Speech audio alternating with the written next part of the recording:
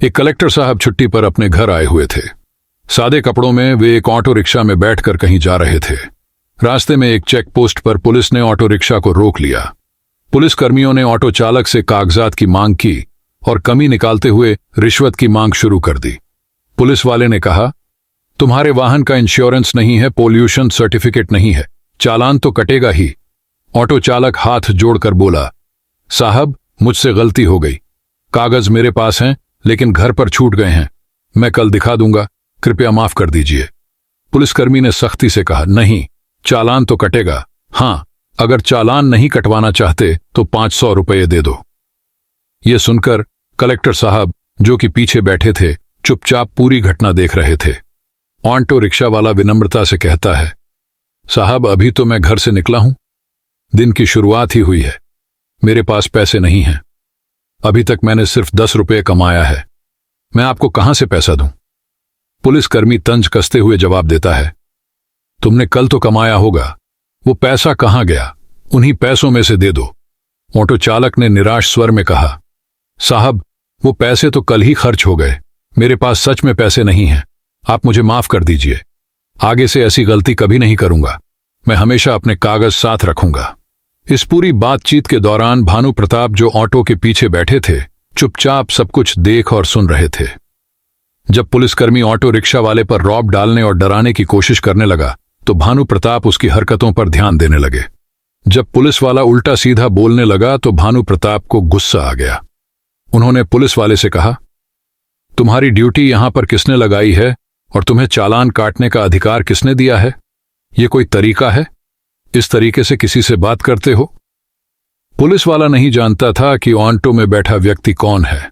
उस समय Bhanu Pratap shirt, pant और चप्पल पहने हुए साधारण कपड़ों में थे। पुलिस वालों को लगा कि यह कोई आम आदमी है। भानु प्रताप ने सख्ती से पुलिस वाले से कहा, तुम्हारी ये हरकतें बताती हैं कि तुम अपनी ड्यूटी को नहीं बल्कि अपने फायदे को प्राथमिकता देते हो। तुम्हें शर्म आनी चाहिए। क्या तुम नहीं जानते कि तुम्हारा काम लोगों की मदद करना है, न कि उनसे रिश्वत मांगना? पुलिस वाला गुस्से में बोला, तुम कौन होते हो मुझे यह सब कहने वाले? अपनी औकात में रहो। यह सुनकर भानु प्रताप शांत स्वर में बोले, तुम्हें जल्द ही पता चल जाएगा कि मैं कौन हूं, लेकिन पहले अपनी हरकतों का जवाब दो। क्या तुम्हारे पास कोई सबूत है कि इस ऑटो वाले ने कानून तोड़ा है, या तुम्हारी बात सिर्फ इस पर निर्भर है कि तुम अपनी वर्दी का डर दिखाकर पैसे वसूल सकते हो? पुलिसकर्मी थोड़ा सकपका गया। उसने इधर उधर देखा और फिर दबे स्वर में कहा, यह हमारी ड्यूटी है, हमें सड़क पर गाड़ियां चेक करनी होती हैं। भानु प्रताप ने दृढ़ता से कहा, ड्यूटी का मतलब है सही काम करना, न कि किसी गरीब को सताना। तुमने तो ऑटो वाले को पहले से ही दोषी मान लिया। तुम्हें वर्दी में रहकर अपनी जिम्मेदारी का सम्मान करना चाहिए। अब तक आसपास के लोग जमा हो चुके थे। पुलिस वाला खुद को घिरा महसूस करने लगा और बोला, तुम मुझसे बहस मत करो, अगर तुम्हें दिक्कत है तो मेरी शिकायत ऊपर जाकर कर दो। भानु प्रताप ने अपनी जेब से फोन निकाला और एक नंबर मिलाया। यह नंबर सीधे जिले के एसपी पुलिस अधीक्षक का था। उन्होंने पूरी घटना विस्तार से बताते हुए कहा, आपके विभाग के कर्मचारी रिश्वत मांग रहे हैं, मैं चाहता हूं कि आप तुरंत कार्रवाई करें, मैं इस भ्रष्टाचार को बर्दाश्त नहीं कर सकता। फोन पर बात खत्म करने के बाद भानु प्रताप ने पुलिस वाले की ओर देखा और कहा, अब तुम बस इंतजार करो, तुमने जो किया है उसका जवाब तुम्हें देना पड़ेगा। कुछ ही मिनटों में एसपी खुद मौके पर पहुंचे। जैसे ही उन्होंने भानु प्रताप को देखा, वे तुरंत उन्हें सलाम ठोकते हुए बोले, भानु प्रताप सर, मुझे नहीं पता था कि आप यहां हैं, मुझे खेद है कि आपको यह सब देखना पड़ा।